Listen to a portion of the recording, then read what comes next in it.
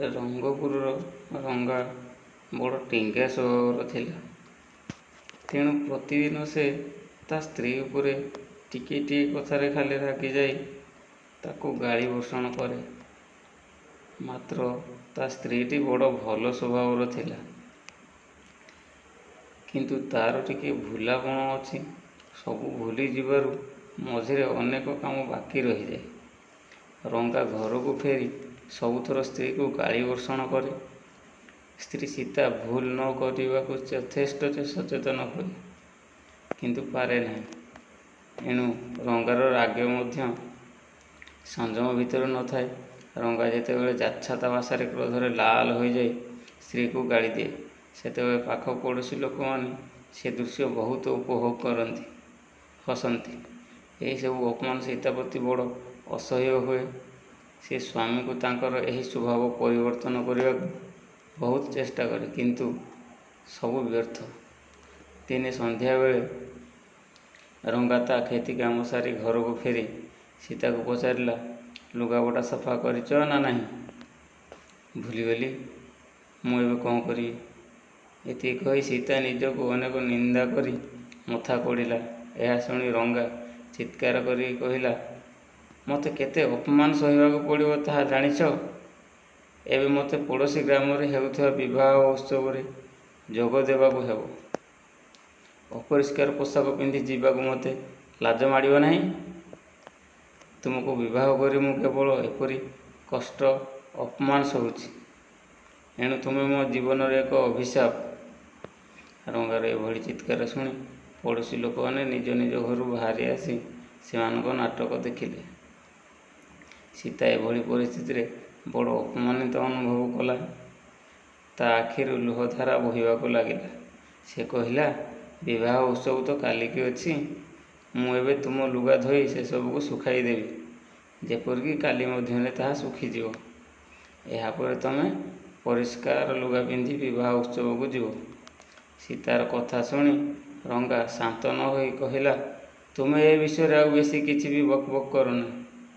ମୁଁ ଏହି ମଇଳା ଲୁଗା ପିନ୍ଧି ଯିବି ଓ ସେଠାରୁ ଅପମାନିତ ହୋଇ ଫେରିବି। ତେବେ ଯାଇ ତୁମର ଆତ୍ମା ତୃପ୍ତ ହେବ। ଏତିକି କହି ସେଠାରୁ ସେ ତୁରନ୍ତ ଚାଲିଗଲା। ରଙ୍ଗା ଯିବା ପରେ ପଡ଼ୋଶୀ ଘରୁ 2-3 ଜଣ ସ୍ତ୍ରୀ ଲୋକ ତାଙ୍କ ଘରକୁ ଆସି ସୀତାକୁ କହିଲେ, ସୀତା, ତୁମକୁ ଦେଖି ଆମ ମନରେ ବଡ଼ ଦୟା ଆସୁଛି। ତୁମର କଷ୍ଟ ଦେଖି ଆମର ମନରେ ବଡ଼ ଦୁଃଖ ଆସୁଛି। ସାରା ସଂସାର ମଧ୍ୟରେ ତୁମ ପରି ବୋଧହୁଏ ଅନ୍ୟ କେଉଁ ସ୍ତ୍ରୀର ଏତେ କଷ୍ଟ ପାଉ ନଥିବେ।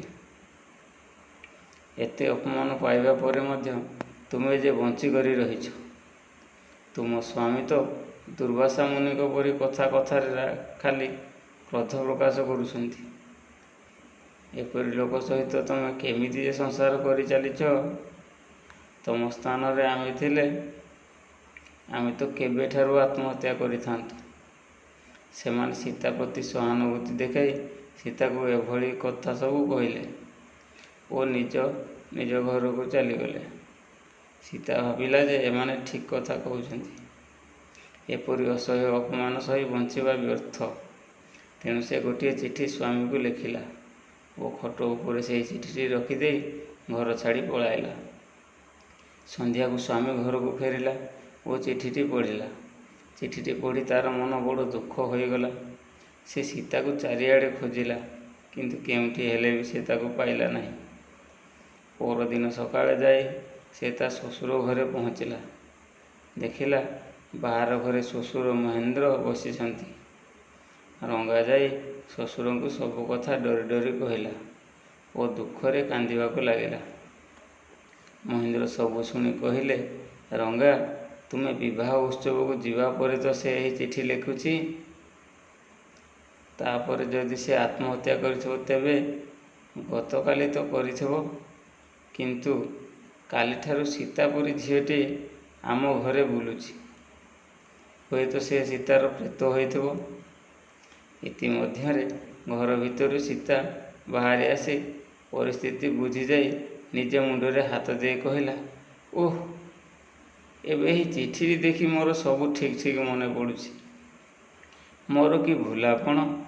ଆତ୍ମହତ୍ୟା କରିବାକୁ ଘରୁ ବାହାରି ମୁଁ ମୋ ବାପ ପାଖରେ ଆସି ସିଧା ପହଞ୍ଚିଗଲି।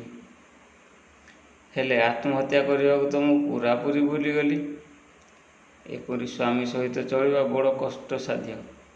ତେଣେ ମୁଁ ଏବେ ଆତ୍ମହତ୍ୟା କରିବାକୁ ଯାଉଛି। ଏହା କହି ସୀତା ତୁରନ୍ତ କୂଅ ଆଡ଼କୁ ଦୌଡ଼ିଲା। ସ୍ତ୍ରୀର ଏଭଳି କଥା ଶୁଣି ରଙ୍ଗା କହିଲା, ରହିଥାଅ ସୀତା, ମୋର ଦୁର୍ବ୍ୟବହାର ଯୋଗୁଁ ତୁମେ ମରିବାକୁ ଯାଉଥିଲ। ତାପରେ ମୋର ଅବସ୍ଥା ଯେ କ'ଣ ହୋଇଥାନ୍ତା। ତୁମର ସେହି ଭୁଲାପଣ ଯୋଗୁଁ ତ ତୁମେ ଏବେ ମଧ୍ୟ ବଞ୍ଚିଛ ଓ ତୁମକୁ ମୁଁ ଜୀବନ୍ତ ପାଇପାରିଲି। ମୋର କ୍ରୋଧ ଯୋଗୁଁ ତୁମେ ଆତ୍ମହତ୍ୟା କରିବାକୁ ଯିବ ବୋଲି ମୁଁ କଦାପି ବି ଜାଣିନଥିଲି। ଆଜିଠାରୁ ମୁଁ ମଧ୍ୟ ମୋର କ୍ରୋଧକୁ ସଂଯମ କରିବି। ମୁଁ ଶାନ୍ତ ରହିବାକୁ ଚେଷ୍ଟା କରିବି। ସ୍ୱାମୀ କଥାରେ ଏକମତ ହୋଇ ସୀତା କହିଲା, ମୁଁ ମଧ୍ୟ ଆଜିଠାରୁ ସବୁ ମନେ ରଖିବାକୁ ଚେଷ୍ଟା କରିବି। ତୁମେ ରାଗିବାର କାରଣ ତ ଅଛି। ମୋର ସବୁଦିନେ ଭୁଲ ହେଉଛି। ଦୁହେଁ ତ ଆଉ ଖାଲିରେ ରାଗୁନାହଁ। ମହେନ୍ଦ୍ର ଝିଅ ଜ୍ୱାଇଁଙ୍କ କଥା ଶୁଣୁଥିଲେ। ସେ ସେଠାକୁ ଆସି କହିଲେ, ସ୍ୱାମୀ ସ୍ତ୍ରୀ ଦୁହିଁଙ୍କ ମଧ୍ୟରେ ଭଲ ବୁଝାମଣା ଥିବା ଦରକାର। ତେଣୁ ବଦଭ୍ୟାସ ସବୁ ନିଜେ ନିଜେ ଛାଡ଼ିବାକୁ ଚେଷ୍ଟା କରିବ। ସ୍ୱାମୀ ସ୍ତ୍ରୀ ମଧ୍ୟରେ ରାଗ, କ୍ରୋଧ, କ୍ଷମା ଏସବୁର ମୂଲ୍ୟ କିଛି ବି ନଥାଏ। ଦୁହିଁଙ୍କ ମଧ୍ୟରେ ସ୍ନେହ ଓ ପ୍ରେମ ରହିଲେ ସଂସାର କରି ଆନନ୍ଦରେ ରହିପାରିବ। ମହେନ୍ଦ୍ରଙ୍କ କଥା ଦୁହେଁ ନୀରବରେ ଶୁଣିଲେ ଓ ଅଳ୍ପ ହସି ସ୍ୱୀକାର କଲେ। ସେହିଦିନଠାରୁ ସେମାନେ ଆଦର୍ଶ ଦମ୍ପତି ହୋଇ ରହିଲେ।